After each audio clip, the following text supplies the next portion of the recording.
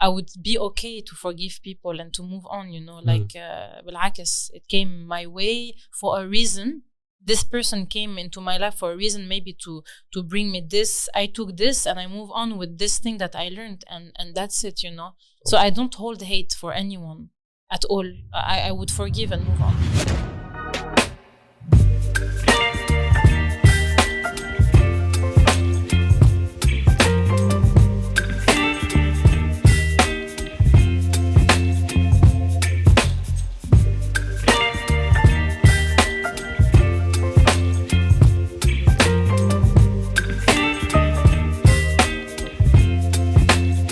Welcome back to the last episode of Higher Take. This season, بس مش last episode ever.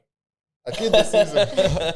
Thanks for viewing, listening, and subscribing. For the people who haven't subscribed yet, Farid, what do you tell them? Guys, please subscribe. Do not forget. I hope you enjoyed this amazing season. We had amazing guests.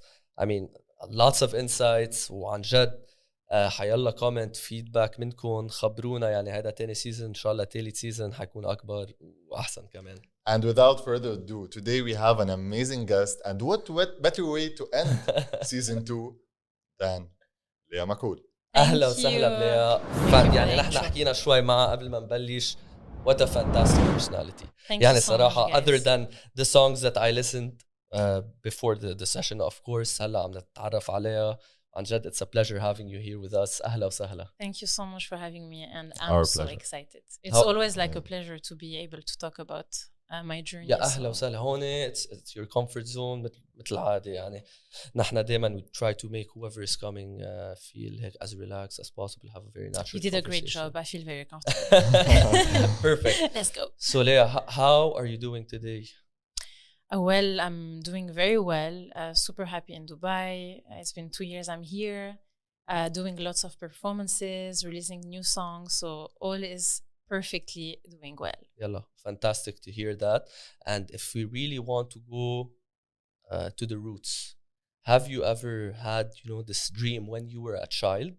You know, being the singer, like when you were a child, did you be like, I want to be a singer? Actually, not at all. Not at all. I wanted to be a teacher, which I did at some point in my life. But no, it really came from, so all my family love music. We all love music in the family. My brother was into music as well. He was a DJ. He used to rap a little bit. So we're into music, and I was a huge fan of Britney Spears back then. By the way, everybody thinks Beyonce. Yes, I became a fan of Beyonce later on. Beyonce. But like the first artist was Britney Spears. Really? I was a huge fan. I wish I brought some pictures. I should post this, but like literally my whole room was full of posters. We want this picture. I even like dye my hair like her back then. We want to put this picture. Yes, I will try to find it. Okay. So even like the cover of my bed, so it was really like Britney Spears. And I used to like to sing her songs a lot, to dance in my room, all of that. And this is the story I always tell people. One day I was in my room singing, and my bro heard me. He first thought that it was like Britney Spears, the CD. So he knocked, he's like, were you the one singing? I'm like, yeah. He's like, man, like you should take it seriously. And it all started from this day. How old were you? I was 8 or 10 years old, yeah. So my brother played a big role in my career because since this day, I really took it seriously. I started to do like maquette, like demos of songs with back then Willie William. He's really famous now. So he's also from my hometown. And he was a very good friend with my brother. So he introduced me to him. And like, I was the youngest person who was doing things in my hometown, you know, in the music field. And yeah, like the journey has been very long, so I cannot get into all of those details, but yeah, it's mainly because of my bro. Hello, we'll get into them. But so your hometown, you kept on saying your hometown. Yeah, Le Mans. Le Mans. Yes, it's called Le Mans. It's not Paris. No. Where Le Mans. So it's like it's an hour away. Sorry, from Paris, en train. So it's a small town, but very nice, and I'm so proud to have been there, and I grew old there. So yeah, but so many artists are from there, like, and mainly like Willie William, who's now a huge artist. So yeah. How is it in Le Mans? Is it like it's calm? It's very calm. Yeah? It's like you have the city and you have like the village, so you have both sides. Yeah. But very, very calm, very calm. Like I don't know if I miss it right now because like it was good at a certain time of my life, because when I was young, of course, it was so cool and all of that. Now I feel if I want to go back then, it will maybe if I have a family and if I would just want to relax, I would go maybe there. At a later stage. It's not like it doesn't move a lot, you know, like for the young people. Maybe now it changed. Especially right now, you have a lot going for you. You want to be where the action is happening. That's why it was good at a time. Now I feel like I want to explore other cities and other places in my life. But no, I don't regret anything. I think that everything in your life comes at the right time. So it was a beautiful time, and now next phase. Yes. And Lea, speaking of France, are you supporting them in this World Cup? And what's your prediction? Of course. Like I even like posted so many pictures with my T-shirt, France. Yeah, no, I'm so proud that they're so good, to be honest. Even though they didn't play very well the last game, in my opinion. It's fine. They played their bench. Yes, but no, yeah, of course, I support them. I love football. So yeah, I really hope they're gonna win again. It would be, I think, a history, like 2 times in a row. Definitely. But well, I was telling you off camera that it would be also very nice if there is another country who never won before, like for example, like Japan or Morocco. They're playing so well. So yeah, definitely. There has been a lot of surprises. So many. Like it's for everyone. I think everybody's like, ooh. So you cannot really like before you would like I feel like Spain, like France, like you could tell some countries now. You're like this year is chaotic. Yeah, this year is chaotic. Yes. Lea, back to your singing career. You know, when someone starts like a new journey in their life, it arises from 2 places. One, whether it's a passion within you, or 2, someone inspires you to like go on and pursue this career. In your case, what was it? I think it was both, because like I was saying, when my brother first like pushed me to take it seriously, so he was like my mentor, if I would say. Like he was always supporting me like every step of the way, and I think it's so important. Like I was so blessed, and I'm so blessed today again because he's here and he doesn't miss any of my performances. So till now he's supporting me. So really my brother played a big role. He really inspired me because he was in the music field, and he also, because I was young and he's 5 years older than me, so he had more experience than me. So it was a blessing to have like my brother directing me and like guiding me in this, you know. And at the same time, I was also inspiring by Britney Spears, as I was saying. So I guess it was. And it became a passion. I think I learned naturally. It became like, oh, yeah, well, maybe I should take this serious. It was hard, but I think, it became a passion at some point. It wasn't at first, as I was saying, I wanted to be a teacher, so it has nothing to do with it. But I think I learned to really love it naturally. It became just like in my blood. Like, I think it's the most important thing to have someone from your bloodline helping you and believing in you, like from such a small age. Now, so from a personal level, it was mainly your brother. He was like your anchor. From a professional level, you once mentioned that Beyonce was also someone you looked up to. Is there anyone worth mentioning other than her? So Beyonce, it was later on, like on a later stage of my life, because when I was a fan of Britney Spears, she was with the Destiny's Child, so I wasn't really listening to them. So I think it was just throughout my life, I believe that everyone or everything comes at the right time, you know, without you expecting it or wanting it. It just flow. Like I think I'm a person who just go with the flow and things just come my way. So Beyonce, definitely, I don't know at which age I started to love her, but I think I got so inspired by her because she's not only like the artist who, she sings, wow, her voice is amazing. She's a performer, she can put on a show. This really inspired me as well. I'm like, I really want to like give a show to people. I want to inspire them with my voice, but I want them, if they're gonna come and watch me perform, I want to feel the same way I'm feeling with Britney Spears or Beyonce or whatever. Like this feeling you have when you listen to a song, you're like, wow. Like it might make you feel sad or like bring you back to some memories or just... It will make you feel something. To make you feel a certain way. I'm like, I want people to feel this way with my songs, you know, one day.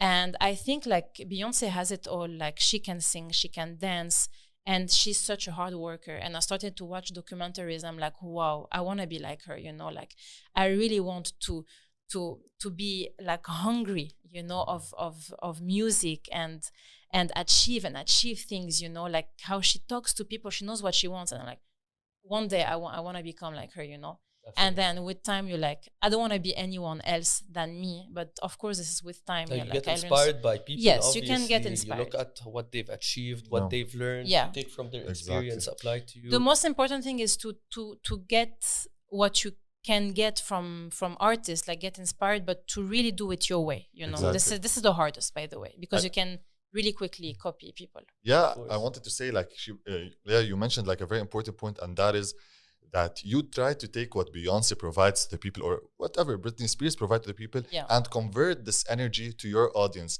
rather than like sitting and saying, oh, I can never be like her, or oh, I don't have the capabilities, tools, resources, assets to be like her. No, I want to look at her, I want to learn from her, learn from the best, at least if you think she's the best, and convert this energy. And everything happens for a reason, as you mentioned, so it will align. Yes, but this is the hardest, I think, like because you can quickly, like people can quickly tell you, or like she's doing like Beyonce, she's copying the dance, she's doing this. So it's really, and I think it's through the experience and through the years that you can do that. When you're 10, you just copy, like here, like I was on my bed and just copying Beyonce or Britney Spears or whatever. So the hardest, I think, is just to take things and try to add your own touch. Always. Yeah. And that's very important, to look up to people. I mean, at the end of the day, it's important that you are looking to people above you, what they've accomplished. وبعدين انت بترجع بتطبع حالك بالطريقة اللي بدك اياها. Yes. هلا كمان, speaking of people that supported you, idols وكذا, how was the reaction of your parents? Now, I want to also clarify something, like, so your parents are both French? So they're both Lebanese, actually. They're both Lebanese. Yes, and they left Lebanon because of the war back then. And so I was born and raised in France. Okay. But every year we used to go to Lebanon. So I really had, in the house, it was like really like Lebanese. Like I grew up with the Lebanese food, the Lebanese culture and all of that. At the same time, because I was in France and in a French school, I also got all of this French culture, which I'm so proud today, because we're talking about this. I think having like different culture is a blessing, and I believe that I'm who I am today because of all of this, like the people I met throughout my life. Even in my classroom, I was telling you, like my best friend, or like Moroccan, African people, and it's a blessing because I really took from them beautiful things, and I believe I also gave them beautiful things. And all of this makes you who you are today. You learn a lot. Of course, different cultures that inspires you to develop different types of music. And were your parents supportive of this artistic journey? So much. So much. Like I am so blessed, because it's not the case for everyone, especially like in the music field, like anything art, like being an actress or like a dancer or painter, whatever. Like it's quickly in the eyes of like all generations, like our parents or back then, they wouldn't see this as a job. They would see it like a hobby. A hobby, or like you cannot live from this. Like what do you mean? Yeah, like no. So it wasn't the case for my parents. So I'm so blessed, because till today they support me, and they really invested in my time doing this. Like I used to dance a lot in France that they put me in. Like I used to do ballet, I used to do a belly dance, modern jazz, whatever. And like my parents and my brother really, really invested their time and effort and love also, you know. And I think it's really important, because I don't think I would be where I am today without them, because they always help me to stay in the same direction, like mentally and all of that, because you can quickly like lose it. You know. So I believe that I kept my feet on the ground, thanks to them, and it's so important. No, of course, يعني the role of your parents and brother, it's crucial to keep you going, keep you pushing, and they're your emotional backbone, you know, because there's a lot of ups and downs. Yes, but the fact that they were in France, you know, maybe because they left the war, they lived in France, and they were exposed to the different culture. Would you say this may be a reason why they were, you know, supportive of this artistic journey? Because as you said, I know many Arabs potentially now, it's getting better, inshallah. Yeah, we're more open-minded now. And now they're more open-minded, but like still you find some people that, some parents that find it difficult to understand, you know, their kids following an artistic journey in whatever domain it is. So I think them being in France helped in that, Actually, I never asked them. I would love to know really if this maybe was a reason, but maybe yes. The fact that they were in a European country and seeing maybe all of those other people being in the art field, and for them it was normal, you know. Like I believe in Europe it's maybe a little bit more normal to want to follow like I don't know, the actor journey or dancer or whatever. So maybe, but I believe also their personality. My parents are really like, whatever is gonna make her happy every day of her life, I want her to do that. And I believe everyone should do that, actually. Like today, it's one of my blessings to wake up in the morning and I do what I love. I'm not hating on my life, like, oh my God, I have to go to my job that I don't like, the colleagues, I'm gonna see my colleagues that I don't like, you know. And I understand that it can be hard for some people. Not everyone has this chance to live to follow their passion or to live their dream. But I think that it should be for everyone, to be honest. Even if you might not do as much money as maybe a 9-to-5 job, but what's more important, your health and be happy, or to have lots of money but be unhappy? Exactly. I feel like it's a choice at the end of the day. It's a choice, and some people are afraid of taking risk. Like they were like, because it can be scary to just, you're like, what, I'm gonna just be a dancer and like not have the stability, because I understand some people are looking for stability. They like their routine. I wake up in the morning, I go to my job at 9, I finish at 5, I work out or whatever, I do my hobby or whatever, and that's it. They're happy this way. Yeah. But I was always this kind of person who wants to. You had this fire in you, and you still have this fire. I'm so hungry like, I have so much love for music. It's not even normal. Like I just want to do it every day of my life. Yeah. But it's a difficult journey, though. It's really difficult. It's extremely hard. Very hard. It's very hard. Of course, we can highlight the dream and how nice it is, but it is very difficult.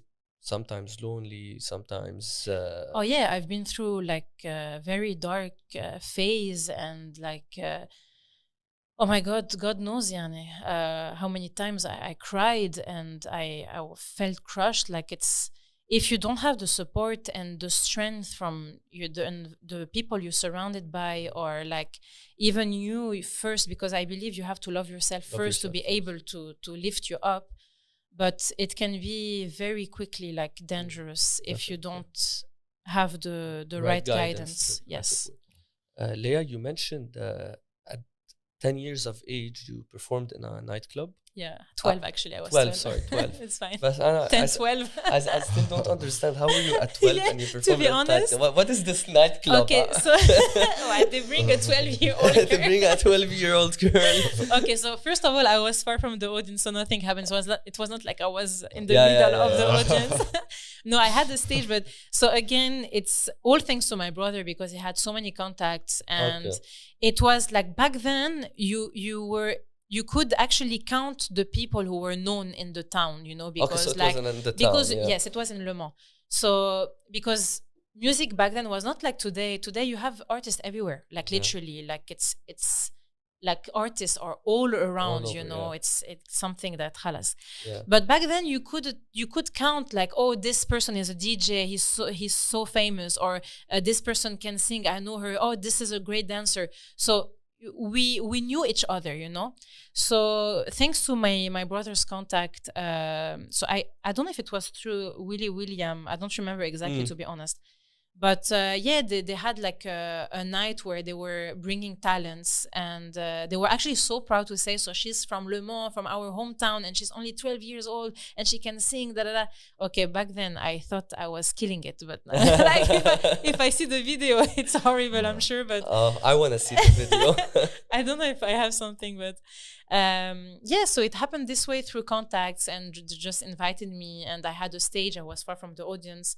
But yeah, it was late. Like I think I performed at 12. For me, it was late, you know, at 12 years definitely. old. But yeah, no, it happened like this. It was a beautiful experience. I really remember it. Like I really actually visualize it and remember it. And I think actually from this day, because it was my first performance ever, and I was so nervous, like so stressed. I remember even when I was singing, I couldn't control my mouth. Like I was so stressed that I was not singing. Like I wasn't. You were 12. It's good you did it. It's good you even went through this experience. You have to go through this, you know, to understand life and what you want, what you don't want. I shouldn't do that. I should do this more later. So yeah, it was amazing. Lea, I'm very curious, but before I tell you what I'm curious about, I really want to shout out to your brother, because like you mentioned him so many times. mentioned him so many times, and like I respect this kind of men, I want to say. Nino. Nino, merci Nino. Yeah, shout out Nino. So now I want to tell you what I'm curious about. 12 years old, on a stage, in a nightclub. How did your career grow from this moment? So as I was telling you, it's been like a hell of a ride, to be honest. A very long journey. I'm today 31, so I've been in the music industry for more than 20 years now. Wow. Yeah. So many things came my way, and again, I'm gonna mention my bro again, because he's the one who helped me and had all the contacts, and he was so hungry as well. He was believing in me so much that he was knocking on all the doors, labels, and look at my sister, she's only 12 and she can dance, she can sing, and blah blah. He was like believing in me so much. So from this performance to then, I did like a small EP with William. He actually produced it, and I was singing. I did lots of performances in my hometown, and it was just a mix of performances and releasing song online. So it was not never like physical CDs or whatever. It was just online things and performances right in here, doing a little bit of TV in Paris, radios, all of that. So, and then I got my first contract in a label with Matt Pokora, actually, back then, when he first started. And I was the youngest artist in the label. But, you know, it was very hard back then because they were focusing on one artist in their label. So, for example, let's say we were 10. They were focusing, for example, on Matt Pokora because he was the light, of course. like he was the artist back then. So I never really had the chance to be able to explore more back then. So it was always hard. So I would say that my career really like took how can I say, like accelerated. Yes, after Star Academy. After Star Academy. Yes. Which is very interesting because that was my second question. So you mentioned so many things happened in your career, but one highlight that you actually happened to be in is Star Academy. Yeah. And you managed to end up second place. Was this like the official kickstart to your career? Yeah. I definitely think that. So all of this happened, of course, like performances, radios, blah, blah, blah. But like Star Academy, and I was always against, by the way, doing TVs or like, I was always like, you need to achieve things by yourself and your sweat and all of that. I was like, I don't want to do TV and I didn't want people to think that she reached this place thanks to the TV, you know, because of the exposure. But to be honest, like again, my brother back then, he pushed you to do it. Yeah? He's like, listen, if it came into your life, it's a sign, you know, and you have nothing to lose. So just go for it. Like go, have the same mentality that you already have. Like be like a warrior and just go and and go and win. Beat them. He was like, go.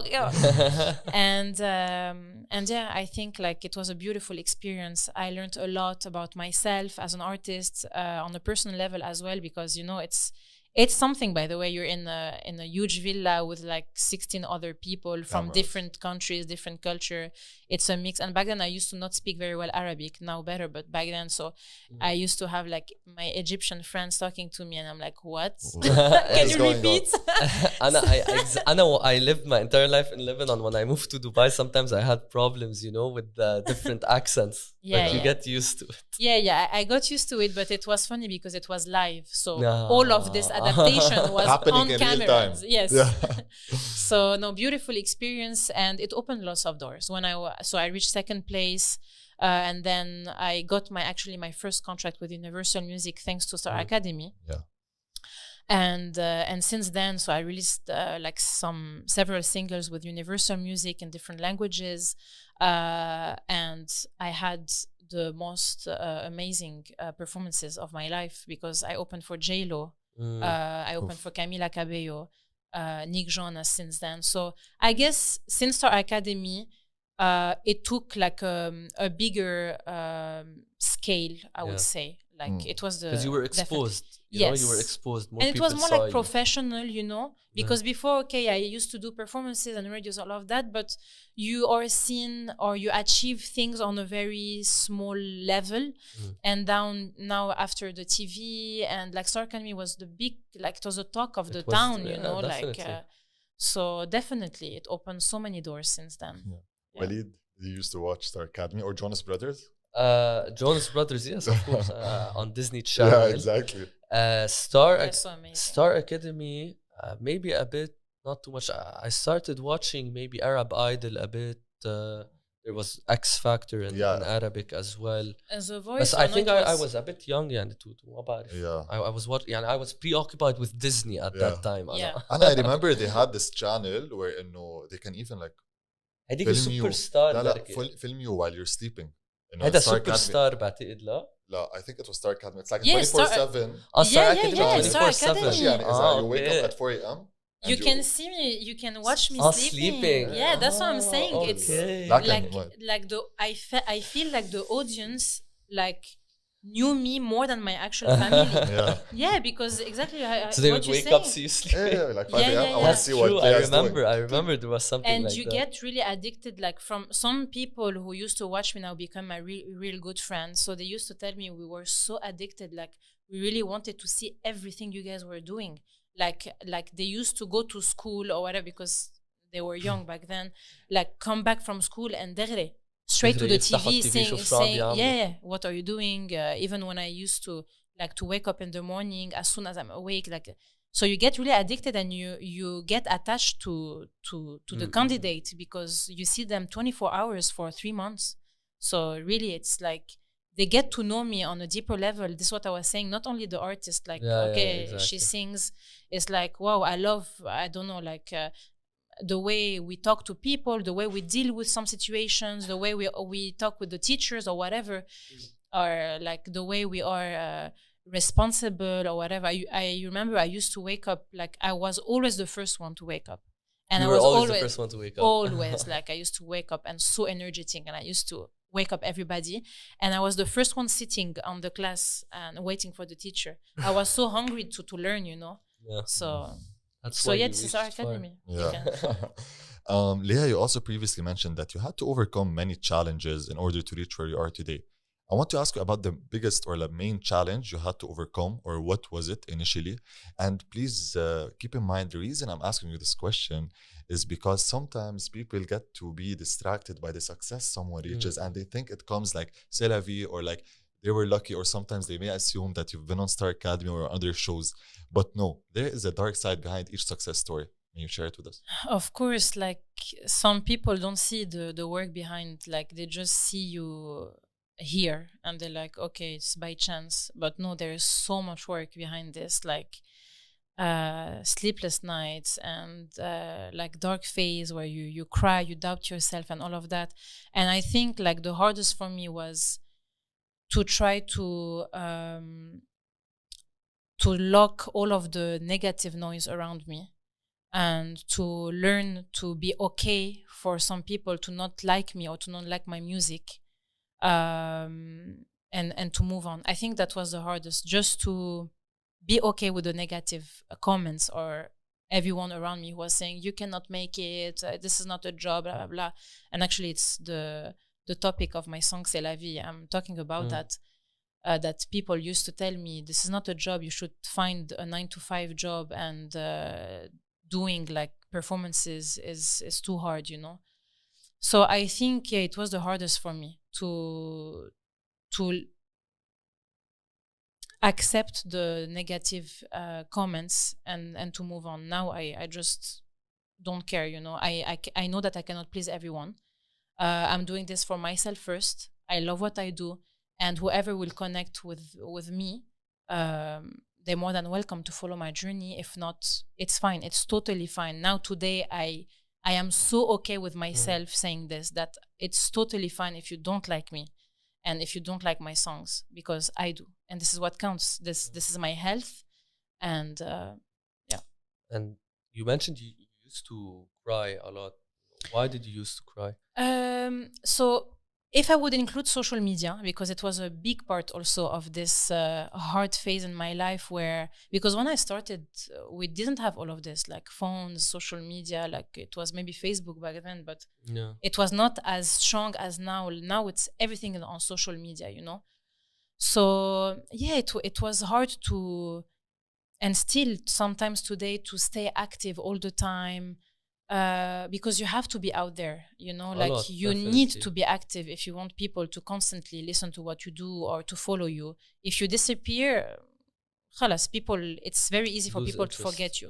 Like it became, today it's a generation where people like will talk about something that is the talk of the town, and they're gonna move on, you know.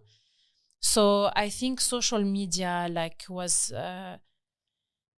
it was hard for me to find the balance. Now today I'm so fine, but like at some point it was like, oh, like I need to be active. And because I so love my life, this life, the real life without my phone, that sometimes I used to disappear for a month without posting, and I come back and I see my engagement is low, and like people, where are your new songs? You didn't release since a year.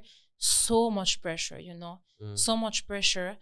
And I used to doubt and to cry. Is it what I really want to do? Do I want to live with this pressure all the time? No, like I don't. I want to have a normal life, you know.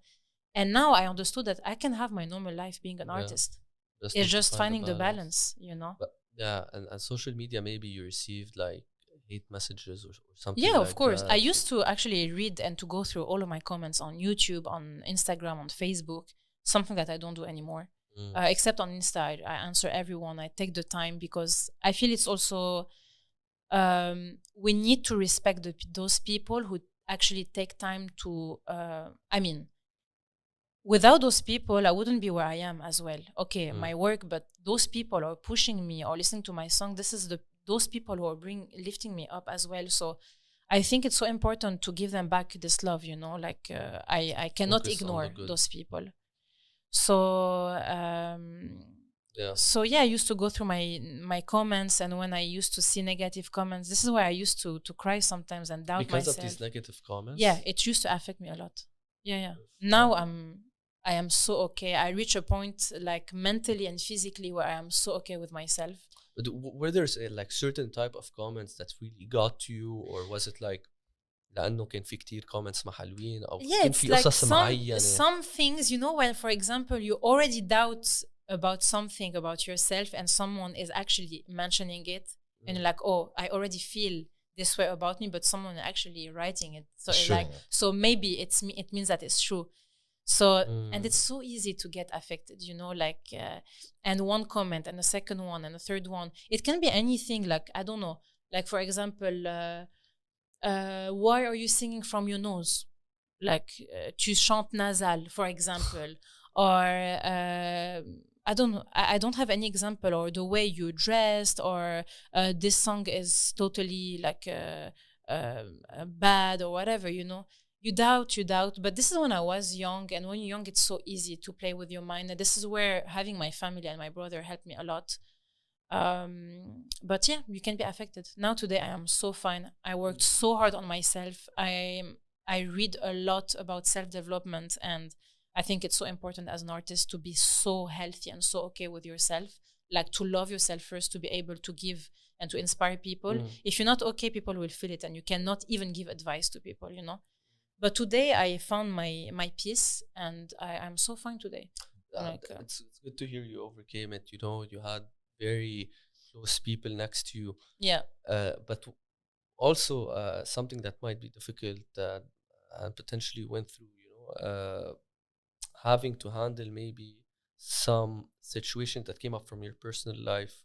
For example, you mentioned the death of your grandma, you know, 5 years ago, and also balancing with that the hate messages, combining them together, and it must have been difficult time. Yeah, you go through a lot, you know, like life is not, but I mean, it's all about perspective again. I believe that we all have our different map of the world. Like the way I see things might be different to you, might be different to you.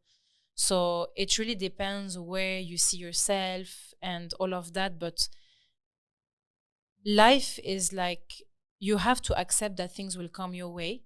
You have to be okay and you have to get ready. I think that today I am so ready that if anything comes my way, I would be strong enough. And I worked on this, you know, but before I don't think I was strong enough, and that's why I was affected and crying, and every 5 months I doubt myself again. I'm like, why do I go through this again, you know? I want to reach a point when I don't cry anymore, when I'm strong, when I can stand on my feet and be okay with who I am. But it's normal, it's part of life, you know. You have to go through this, and all of this, like the death of my grandma or those negative comments and all of that made me who I am today. And I'm so thankful that all of this happened, because or else I wouldn't be strong and I wouldn't be who I am today. That's amazing and very inspiring, you know, to hear you've been through all of this. Headache, this dark phase, death of your grandma, the hate messages. You keep on growing as a person, and every day. And do you foresee other difficult phases that might be coming your way? I think like nothing scares me anymore today. Like I worked so hard on myself to be able to be ready for whatever is gonna come my way. And like I was saying, I think I'm so okay with negative comments. Like actually I'm like, I don't hear anything anymore. I don't see anything anymore. Like I worked on this. I am doing what I love, and I am more than welcome to have people that wants to follow my journey, and if not, it's fine. Like I'm so happy and so healthy, and I want to stay like this, you know. And I think also I mentioned my brother a lot, but my husband as well played a big role since I met him.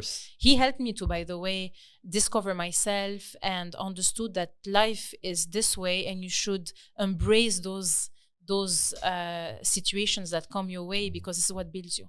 You know.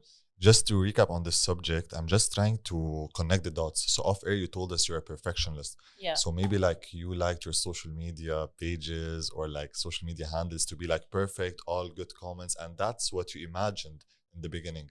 But since you're a perfectionist, maybe that like backfired a bit, and but this part of my life, this is also some days I used to cry because of this, because I'm such a perfectionist.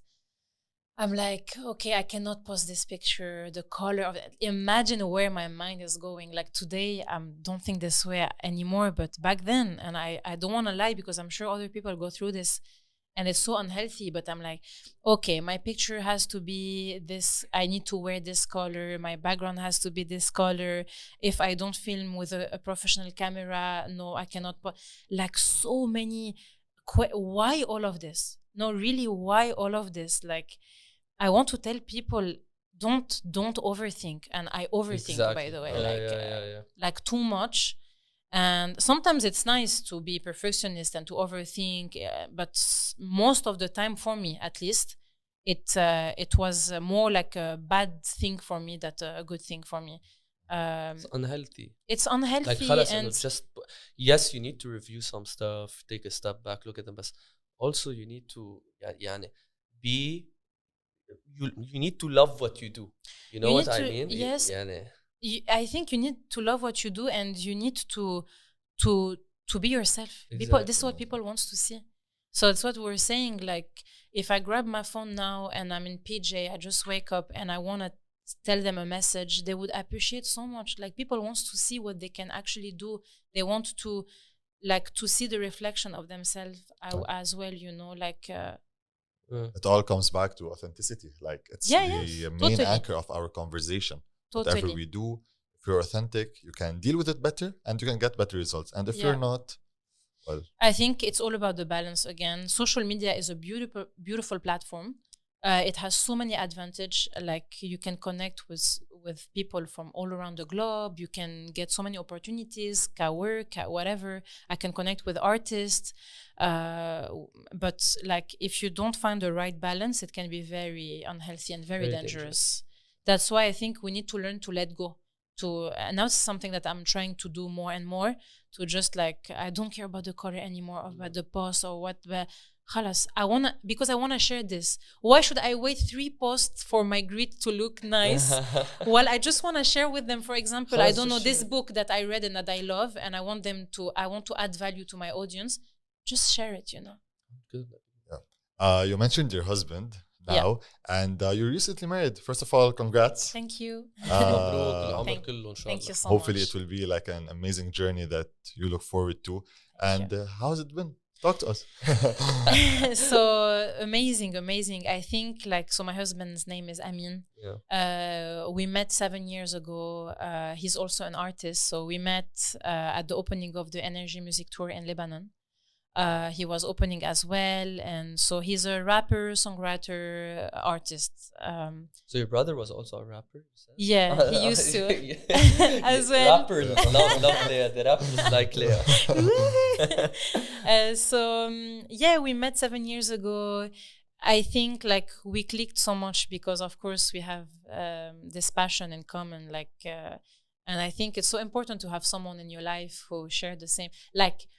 Amin used to always say that he will never date an artist because it would be so hard for him to have someone who has the same field as him, and it can clash, maybe, you know, him having tours and performances and the girl at the same time. But I think we just complement each other, and we just clicked, and it's been a beautiful journey. We actually write songs together. He writes most of my songs. I help him also with his projects. And other than the music industry and this passion bring us together, I think Amin is really the person who really helped me to develop myself on a personal level. And he helped me to see life differently and to accept that. Because I'm a perfectionist, I was telling you, I want to impress people when I first meet them. I want to make sure that they like me. Be careful what you're saying. Be careful the way you look. And he really taught me to be myself. And he taught me that you cannot please to everyone. Some people won't like you. Even if you don't try anything. Be yourself. And thanks to him, I'm so blessed to have him in my life because I feel so healthy thanks to him. Really, it's deeper than the music. Yes, okay, we share the same music, and it's been beautiful. But I think that the thing that really changed my life, having him in my life, is the self-development to be more healthy. And I feel like he shares the same characteristics as your brother. Yeah. Yes, definitely. And they in a way the same because they're so hungry of achieving things in life. They're hard workers. I mean, the three of us, we are a little bit the same, you know, when it comes to just create and achieve things in life. We always want to create things, you know, we don't like to sit and to settle. No, we don't know how to do that. Want to grow. We want to inspire people with whatever we can do. And you mentioned you met him 7 years ago. So you and Amin, you directly clicked and you became a couple. You were not just friends before? No, or so we met and we dated for like a month. We started to get to know each other for a month, and then we were together. And was he your songwriter from then? So, no, I had a team before meeting him, and actually he was like, let me try to do something with you. Like he believed that he can do to add value to my work, you know. Sorry. So when we first dated, he wrote my first song. I think it was "You Know I Got It." Yeah. I don't even know if it's still available on social media, on the platforms, but yeah, this is how it. So I had a team before, and then when I met him, he started to be like. I don't imagine myself not doing music with him anymore. It just feels right, you know, for me to work with him. Yeah, of course. We complement each other, so definitely, and it's very important to find, you know, the right partner, and that. Yeah. Oh yes. Yeah, amazing that you did. But you mentioned something that he mentioned to you, that he didn't want to date and be with an artist because it might develop some clashes. Did that happen? Did clashes arise because of developing a song, performing a song? So, like any other couple, of course, we don't agree. But I believe that what we have, the strength of our couple, is really the communication. Like we achieve a very high-end level of trying to understand each other and communicating. And I think this is the key in a relationship, to be honest. It's not like he said something, I don't agree, I turn my back and I don't talk to him for 3 days. It's like I try to understand why he's thinking this way. And same for him. And this is beautiful, you know, to understand his point of view, my point of view. We don't come from the same background as well, you know. I lived in France for 23 years. He grew up in Abu Dhabi and Lebanon. So I think it's just about understanding each other, listening to each other, and yeah, that's it. This is the key. Of course, key a healthy relationship. But in every couple, you know, everyone fights. We fight. We don't agree with things, but it's all about communicating and trying to understand why you think this way. And 100%. I couldn't agree more. And hey, a question maybe that of an event maybe that happened before Amin, maybe during Amin, I don't know. Have you ever been like really hurt, like heartbroken, heartache, or something like that in your life? Yeah, of course. I've been hurt. Some like love stories or even friendship, like because I'm the kind of person who give a lot. Like when I love someone, I give more than I give to myself. Like I just give for this person. So of course sometimes you expect a lot and you get hurt, you know, you fall very, very low. But today, again, because of my self-development, I try to not expect anything from anyone. I give, of course, lots of love and attention to the people I love, but I get ready for anything that can happen. But yeah, of course, I got very hurt. And if you want to write a letter to one of these people that hurt you in the past, what did you do to me? What would you say in that letter? What's something that you would include in that letter? No, actually, I wouldn't shout at him. I would say thank you. It would be it's a him. I would say thank you to them. It would be a thank you letter because I wouldn't imagine myself being who I am today. Again, this is what we're talking about. Because of everything that happened in my past, this is what made me who I am today. So no, if this and this wouldn't have happened, I wouldn't have understood who I am and what I want, what I don't want.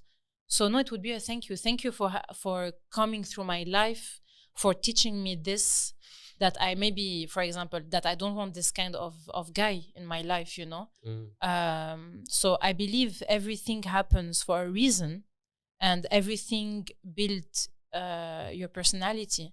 So it would be a thank you letter.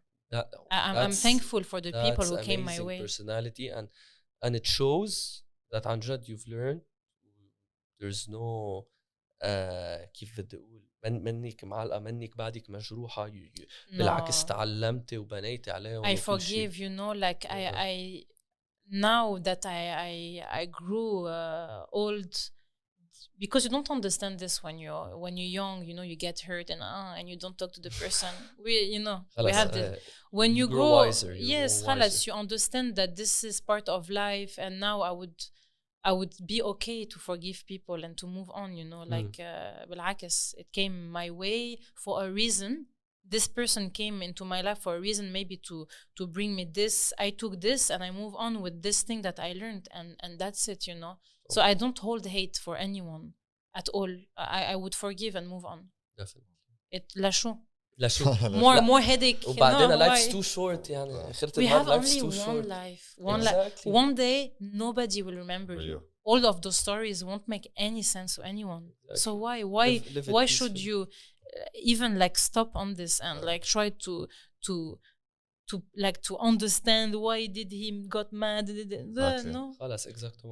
And I feel like this ties back to how much you're mentally strong. Like the more you depend on yourself and exclude the external factors that might affect the person who you are, the better you're gonna like cope with life. Totally agree. Like again, like to lock the external noise and to just move on with your life. There's no time for those small things.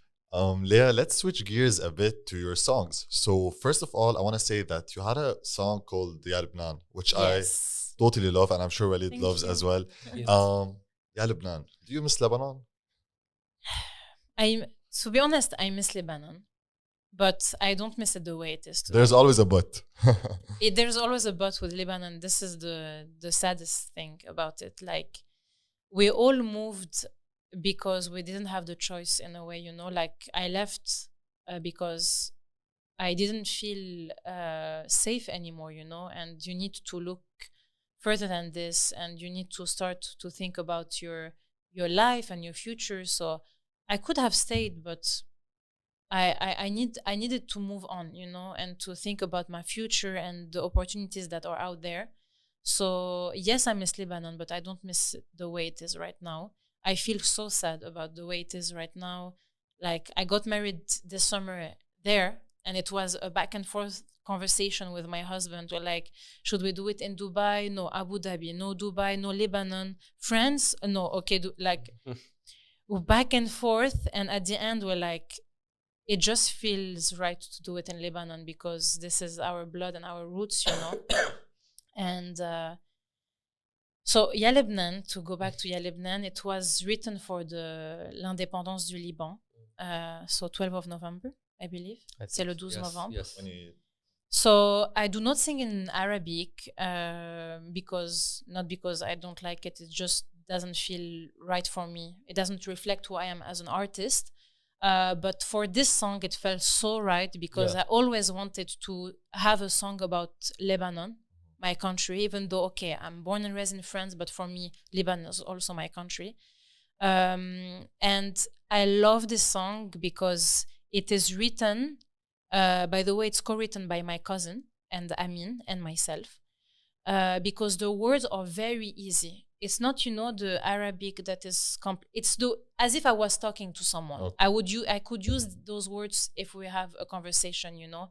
I needed something easy for me. Easy also for my audience to connect with me because obviously it's not my main language.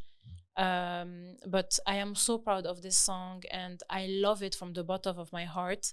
And maybe I would do other songs in Arabic. I don't know, maybe yes, maybe no. But yeah, it was for l'indépendance du Liban. I did it for this. Song. Yeah. I want to ask you a question which we always try to avoid on all the episodes that we do, but I guess it's like inevitable. Really? Were you there?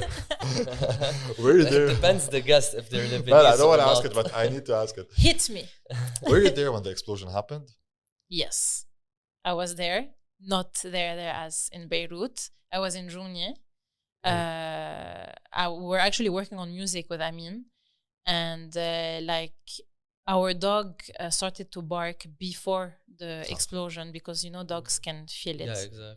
So and this is it's a pug. So our dog is a pug. She's a pug, And she's so lazy and she never barks, like never ever. So we found it so weird, like what's happening? Like, Mishka, are you okay? And then this like huge sound, like we just heard you heard the sound. Yeah, and I thought it was like under the house in Junior, imagine. So I cannot even imagine what happened there. But like I'm like, oh my god, like I knew it's a bomb. I told my husband, like, something happened under the building. So we went outside and like everybody was on the balcony, you know, like everybody's watching it. Yeah. And then my husband thought it was an earthquake first because the whole building shaked, even in Junior, you know. So, and then like we got, after 2 seconds, so many messages from people outside the country and in the country. Oh, you guys safe? Where are you? Like, what happened, you know?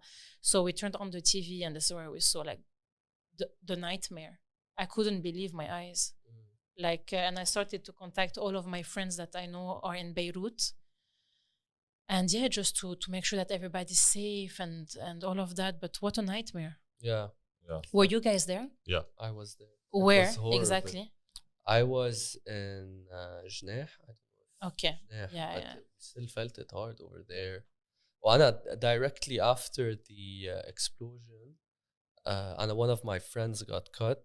He lost lots of blood, so I had to take his mother to the hospital. So like I was right in the middle of the situation. I saw how the roads are. I saw how the hospital was. Oh my god! It was like a horror movie.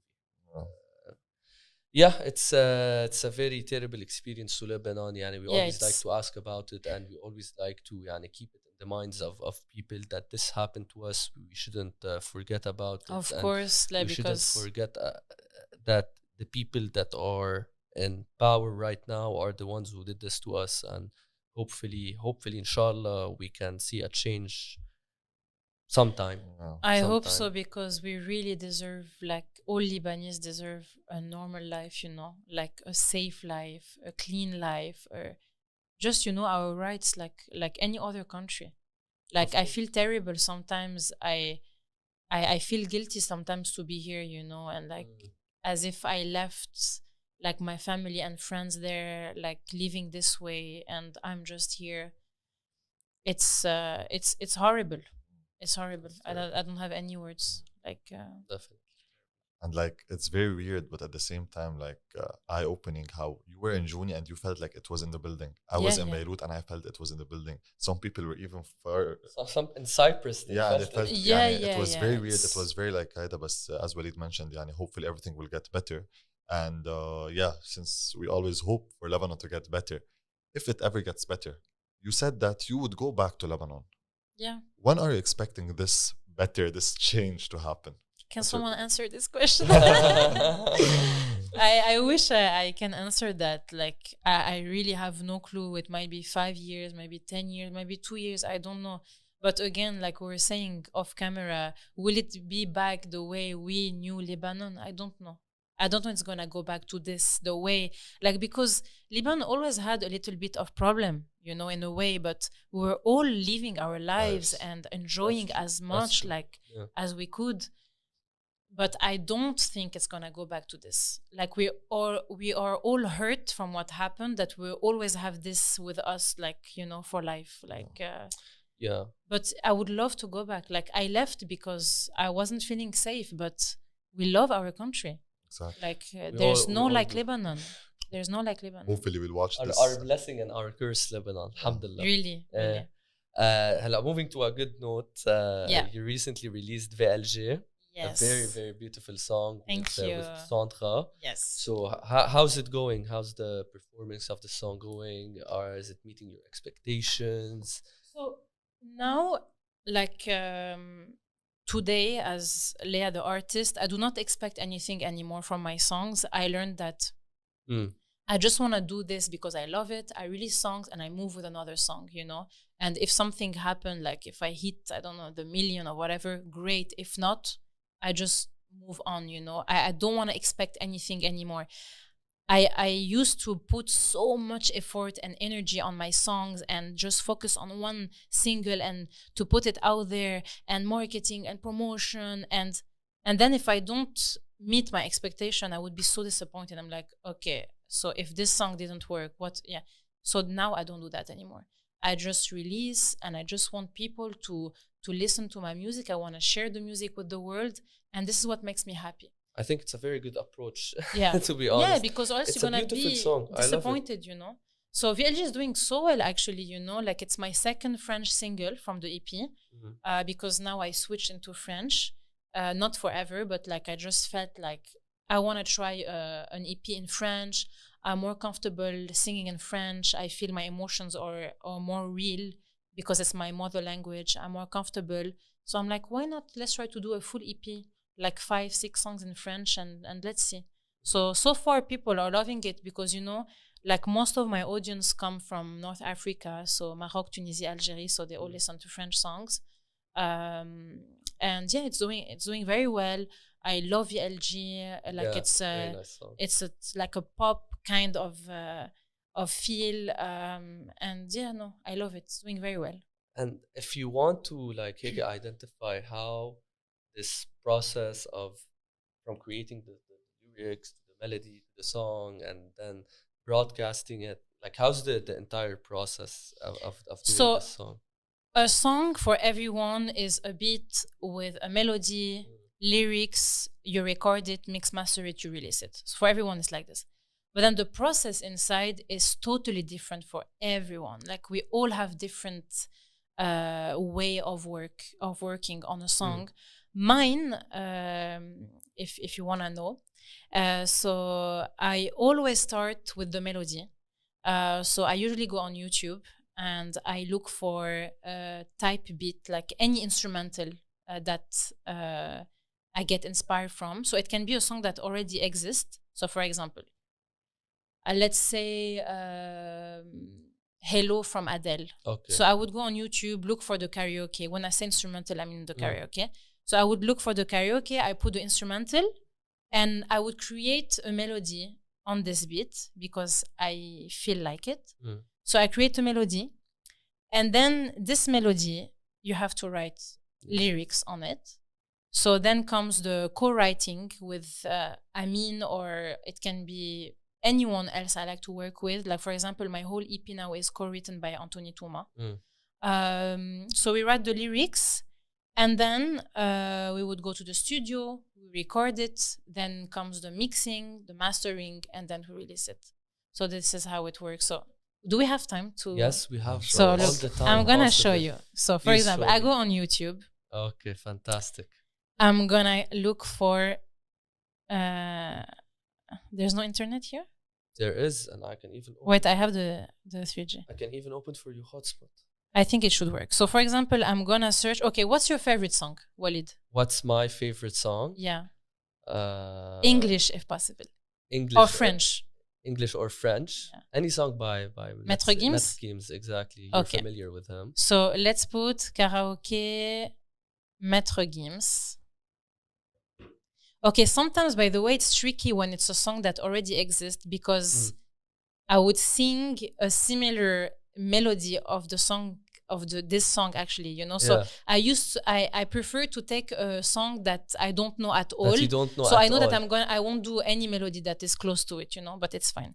I'm gonna put karaoke Maître Gims. Okay, it works. It works. It works. So for example, right now I'm listening to this like World Cup song. I don't know. It's so nice. I by love the it, way. Yeah. What's the name of it? ARHBO. Is it like that's Dreamers? That's Dreamers. Yeah, you can put Dreamers as well. That's by BTS. Okay, let me try. So you can even listen to Wissam Hilal. That was our previous guest. Or Sip by Joby. Sip is very nice also. Maybe okay, so for example, karaoke Dreamers. So I am gonna put it. So I'm gonna just forward to have a beat. Okay, it might be okay. So I put the beat on, and this process can last for maybe 1 hour, 2 hours, 3 hours. I just listen to the beat, and I record myself to make sure that if I have a nice melody, I just have it, because sometimes you can forget because I sing so many times. So, but I know the song. I hope I won't sing the song. I can give you maybe a song you don't know. I will put okay. Look what I'm gonna do. I'm gonna put just piano beats. If you want, I'm gonna put pop afro. Okay. If you want, because sometimes you can put keywords to it. For example, if I want to, I feel like I want to create a song that is more slow, or I want like an afro vibe, or like a pop Latino. I write those keywords, and I have type beats of. Exactly. Wow. So for I example, love this process, this demonstration. So for example, this. Okay, this one's called Vanilla Afro Pop Instrumental. So I put the song and I just go in my zone, and I'm gonna try to create a melody. This is my favorite process, my favorite part of the process, to create the melody. The stage is yours. Then I know that I know.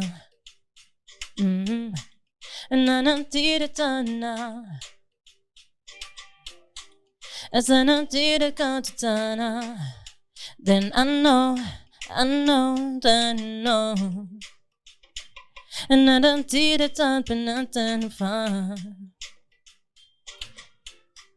And I don't did it da. So this would be the verse. And I don't did it da. Then I know that it's done. Pre-chorus. Dum da dum da dum da dum da. Dum ba da dum da dum ba da.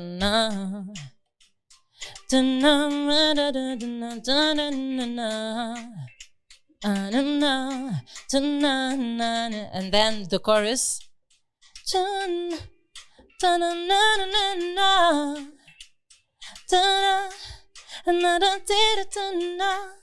So, par exemple. So this is an example. I love it.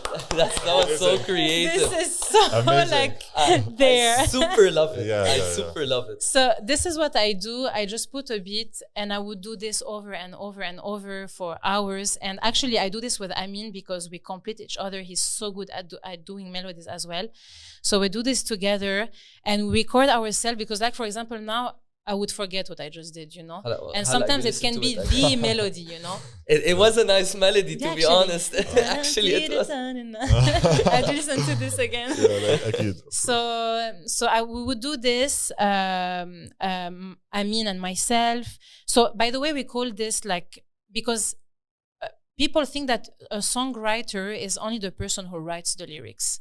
But you can be a songwriter top liner. So top liner is the person who does the melody.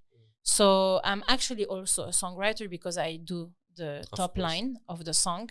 And I also participate of the process of the lyrics, even though I don't actually write lyrics properly.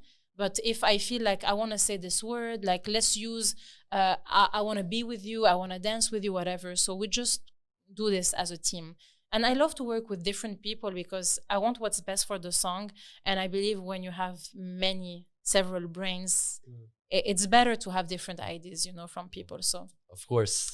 Yeah. So we do the melody, and then we would sit and write words, because now I was doing ta-da-ti-da-ta-da-ta. So for example, then the lyrics would be, I wanna be with you tonight. That's I guess we're cooking a song today. They're like, I guess you're cooking a song. I swear, guys, I didn't practice it. What is she gonna say? It was live. So we would put words on this melody, and then you work on the lyrics. If you feel like some words are not easy to sing, or they don't really or easy on the ear, we try to work on very catchy melodies and catchy lyrics for people.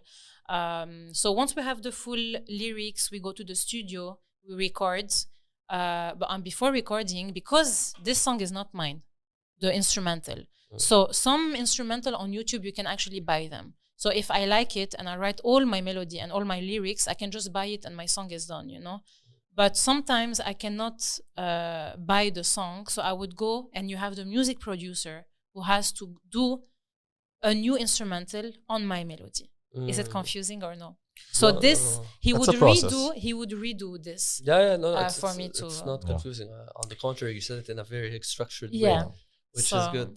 So then you record, you have all the vocals, and then you do the mix and mastering. So mix and mastering is when you put all the vocals at the same level for people to be able to hear it on your phone. It has to sound the same on your phone or in the car, in a nightclub. So it has to be the same level. And then you just release it with a distribution label. So for me, it's Universal Music. It can be independent labels for people. And this is pretty it. What an amazing deal. Yeah. But it takes time. Oh no, thank you. It's the first time. Actually, I always wanted to film this for people to see the process of how I create songs, because I think people just see the song, the result, and like Lea was in the studio and she sang a song, but they don't actually know the process behind it. That I actually participate to the whole creation of it. I love it. This is my favorite part, by the way. Creating the melody. I can do billions of it. You did an amazing job right now. Exactly. Thank you. Lea, obviously, your podcast presence is fantastic, but what's even more fantastic is your stage presence. Oh, it's amazing. Can you walk us through what you need? What are the tools in order to achieve this amazing stage presence?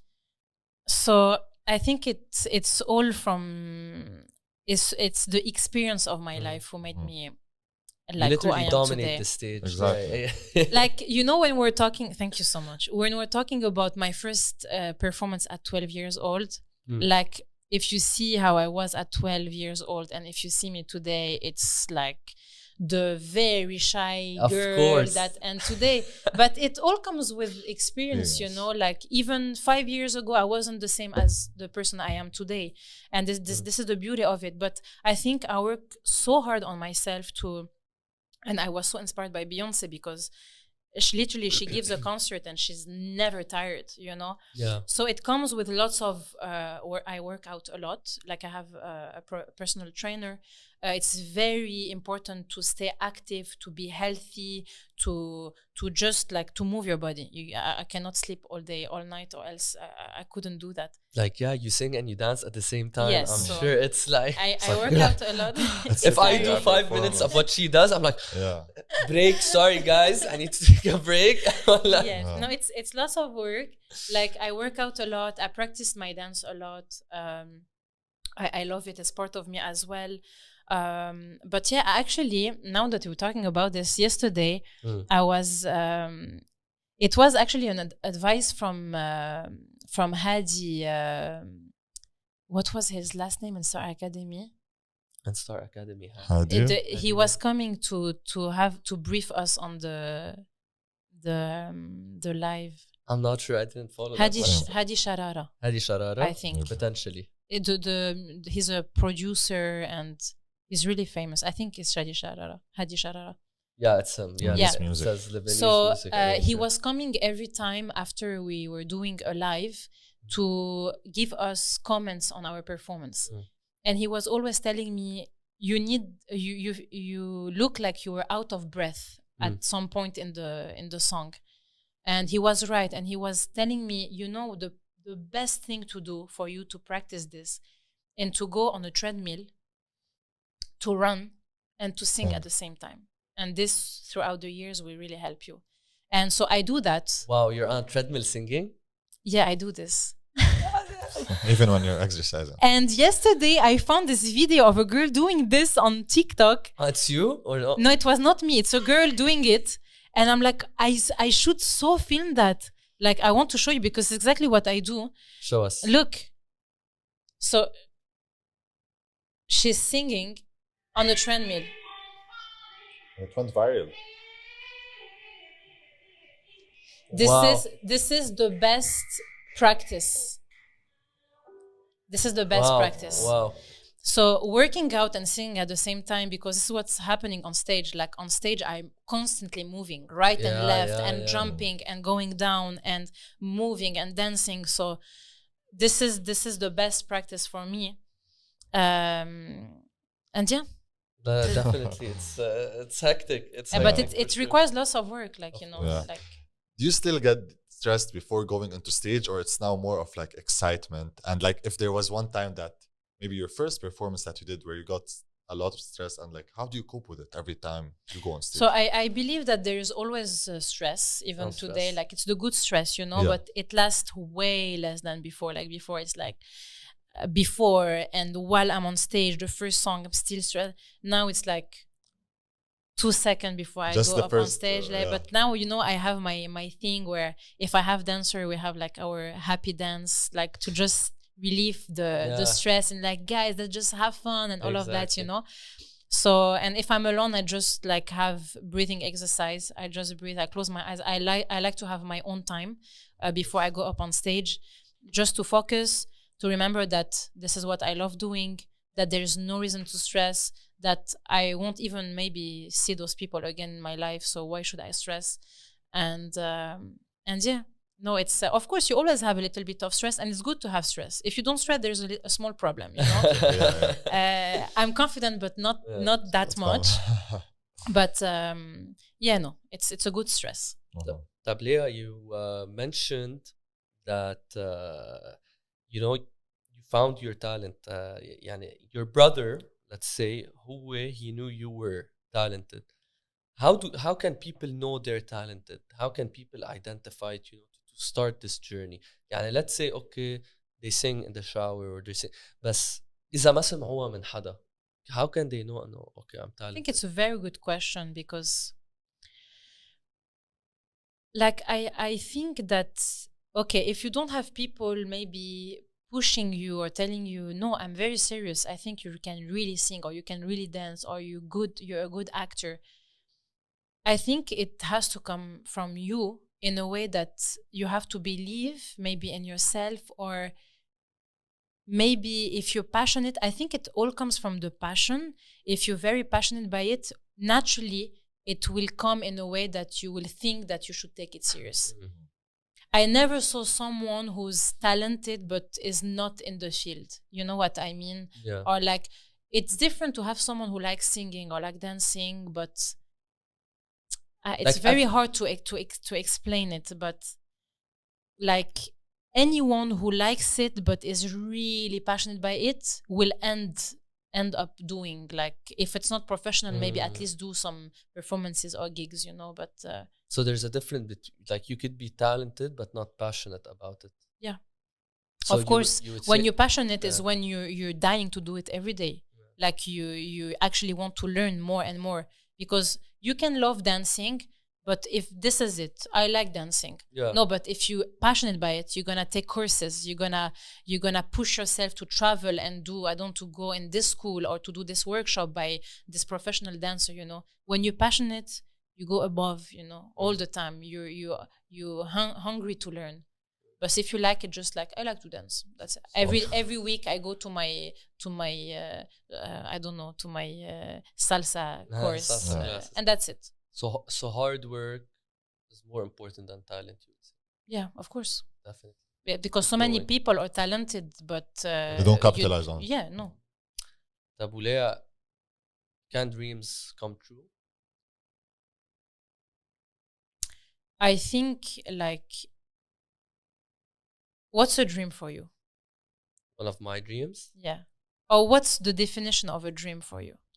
A dream can really be anything. Like, it, for me, one of my dreams is to finally help my parents out, get them out from Lebanon today and let them live totally comfortably and really pay them back for every single sweat and tear they put. This is one of my dreams. It's not like, I know what enables me to do it is money, but the end goal is not having money. The end goal is, you know, having allowing a comfortable life for your parents. For my parents, exactly. Okay. That's one of my dreams. And do you think you can achieve this? Yes.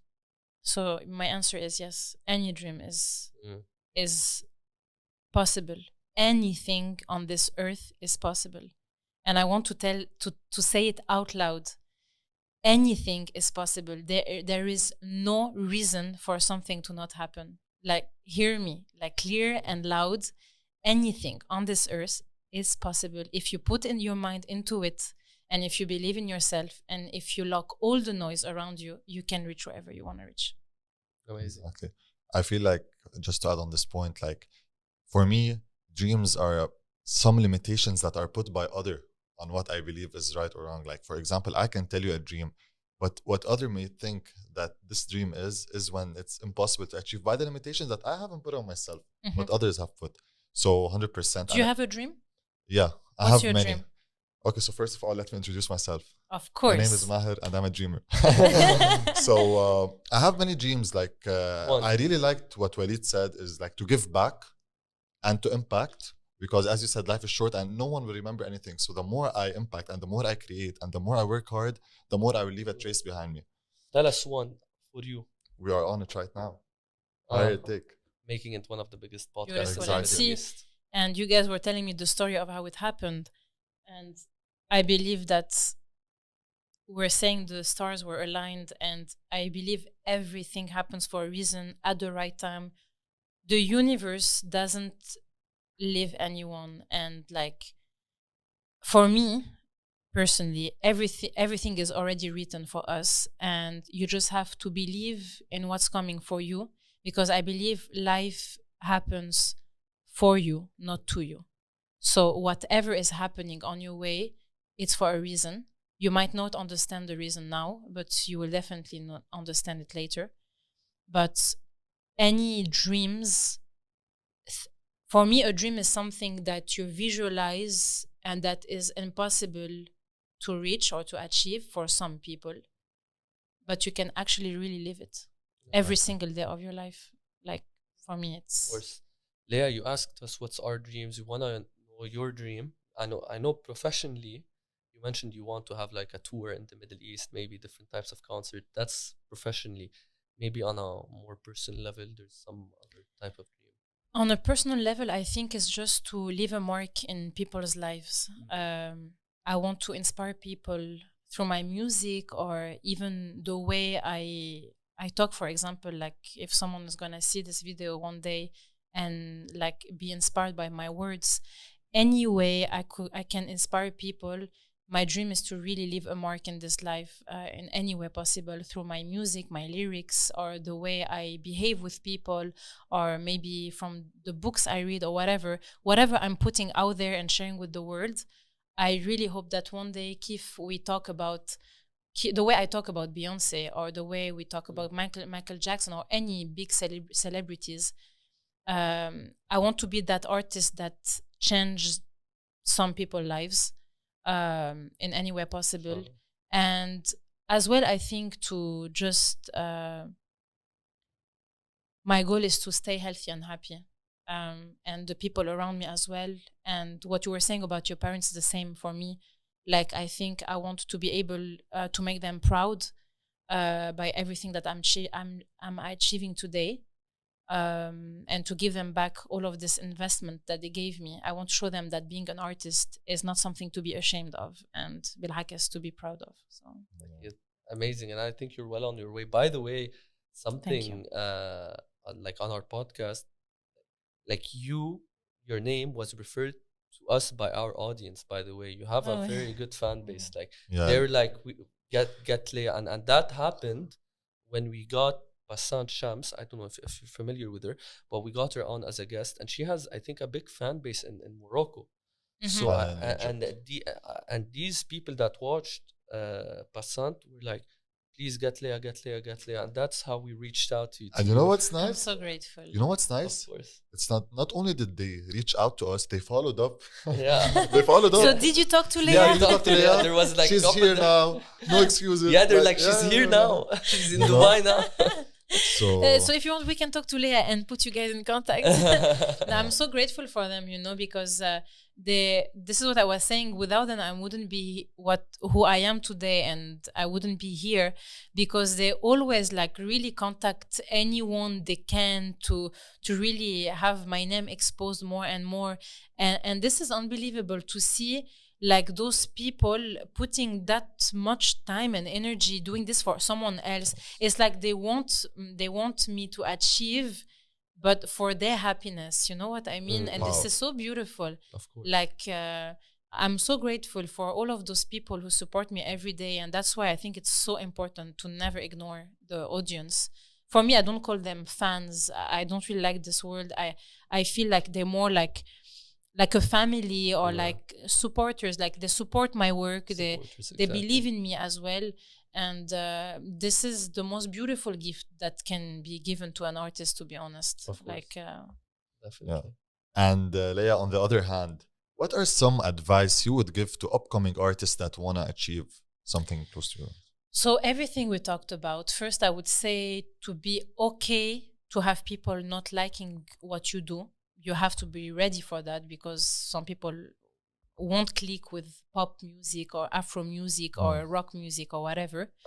To lock all the negative noise, the external surrounded noise that you can have around the comments or the people not believing in you, and to believe in you and to be okay mentally as well. It's so important. If you're not good, nothing can happen anyways. You cannot create. But to be healthy and to make sure that you're doing this for you. Be happy doing what you love and believe in yourself. If you believe in yourself, there is no barriers possible. Nothing will come your way. Like amazing. Nothing. You will be unstoppable. Couldn't agree more. One last thing I want you to highlight maybe. What's next for Lea? So are there any singles coming up soon? Yes. Can you announce anything here? So I'm working on my EP, as I was telling you. It's almost done actually. So I think I'm still checking the dates, but my next single will be released in Jan. When you say EP, it's album? So EP, it's a shorter version of album. So it's like smaller. You have like, some people release 3 songs, 4 songs, 5 songs. They can go up to 6. But usually it's 5, 6. Okay. Album is more like 12, 14, whatever. Okay. So, but for me, there's no rules. I mean, there's no rules, yeah.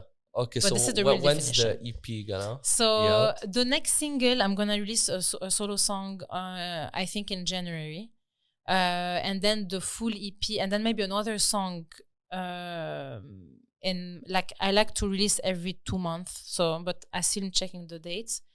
But the full EP, I guess, beginning of next summer, maybe. Beginning of next summer, which will include the 2 singles that you're gonna release before. Yeah.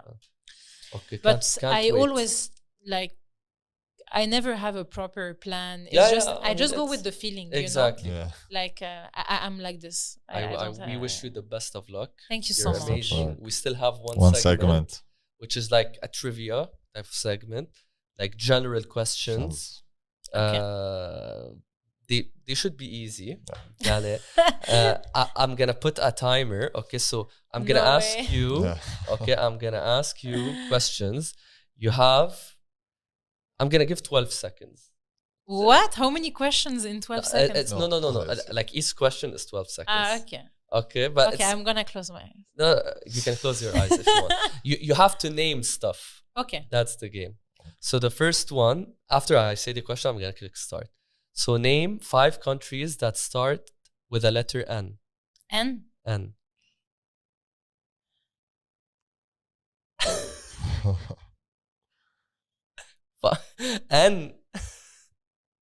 Oh my god. That difficult? 12 is done, come on.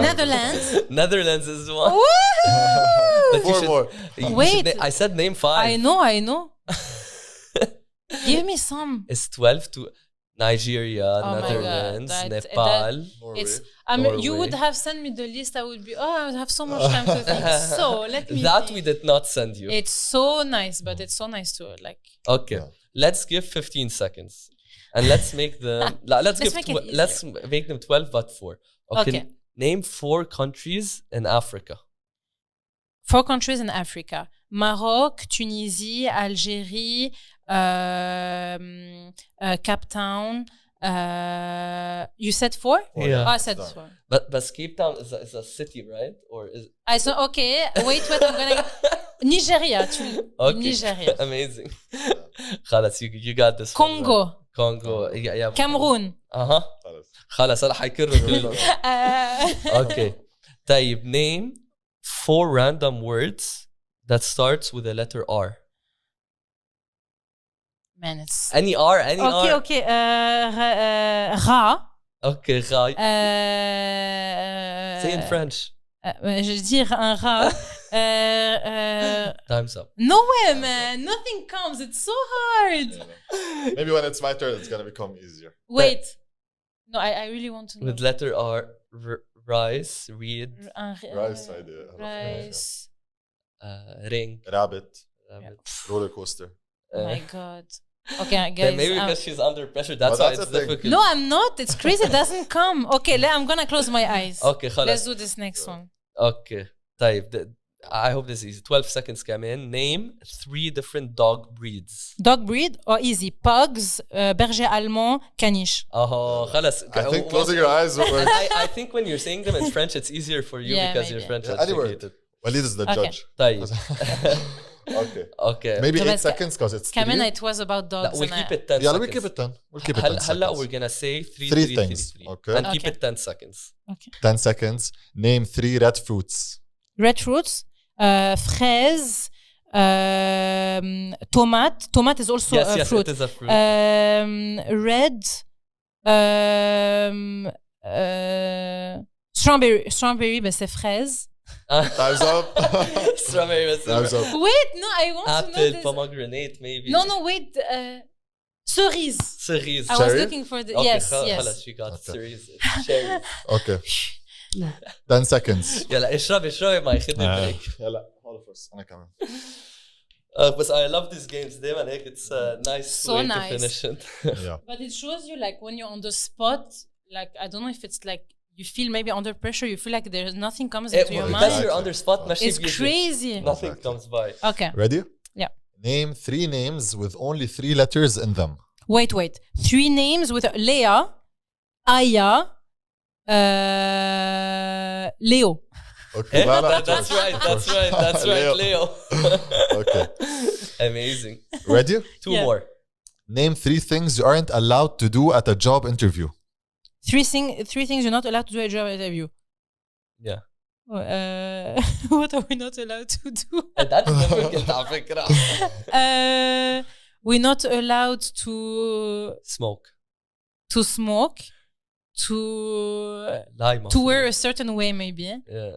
And to swear. Okay. Yeah. That's so hard. It is hard. Last question, Lea. Ready? Name 3 animals that start with the letter D. Dauphin, un dalmatien, un doc. اوكي. French English. استعملت كل اللغات يعني كيف فيك تقولي ديك بالعربي كمان. Like doc is canard but. لا طيب Lea, thank you so much. Thank you guys. Such an amazing episode. Thank you. It was so lovely. We hope you enjoyed it. The questions were so amazing, and again, it's so nice to like share my journey and to get to know new people like you guys. Always. And, that are so passionate as well by what you're doing, and I wish you all the best as well. Thank you so Feeling much. is mutual. نحن كمان we really want to see you at the top levels next to Britney Spears, Beyonce, inshallah. Or Lea Makhoul. I said I want you to see you at the level, Thank you and so even much. higher. But yes, of course, Lea Makhoul. Thank you so much. And the last message, if you can say it with us, بس قبل, please guys subscribe. I hope you liked it and enjoyed the episode. Can you say with us, please, always have a higher take to this camera. So at 3, 1, 2, 3. Always have a higher take. Amazing. And one more thing before we finalize this episode. If you're still here watching, please, number 1, make sure to subscribe since 75% of our viewers are not subscribed. Lea. Lea is also there. Second thing, we really want to thank you guys for all the support we've been getting season 2. I mean, it's been a road. It's been 7 months. Like, I can't believe it, Walid. Like, the first episode of season 1 that we recorded seems like yesterday. So we're really proud of what we're doing, and we are in hope that you are also proud of what you're doing. And I want to take this moment to thank you, Walid, for helping me and building this thing from the beginning. It's been such a pleasure. Walid, I will leave the floor for you now so you can just summarize. I know we're going to have season 3, episode 1, where we're going to summarize season 2, but just sentence or 2, whatever you want to say it. If I want to just say a couple things on my mind, I really want to thank everyone who supported us thus far and who really was not an obstacle in this journey, because many people were like, okay, what are you doing? What are you building? you know, there's some people that stayed next to us, pushed us, supported us, and to those people I want to say I love you guys a lot from the bottom of my heart, and I hope you are enjoying every episode that you're watching, because we're really putting lots of work into it, and that's our passion, and that's ultimately what we want you guys to follow, your passion. So we hope we mirror that to you guys, and really thank you a lot. We can't wait for the season 3 is gonna be much bigger. And thank you, Lea, for And one more thing, I want to thank Vishai and Tariq, our team, for making this possible. The guys behind the camera. Without and you behind guys, the mic. nothing would have been possible. Also, the guys behind the all scene the credits. have done amazing work, so thank you very much. Guys. Season 3, stay tuned. Thank you guys. Lea, merci beaucoup. Thank you for today. It was fantastic. Thank you.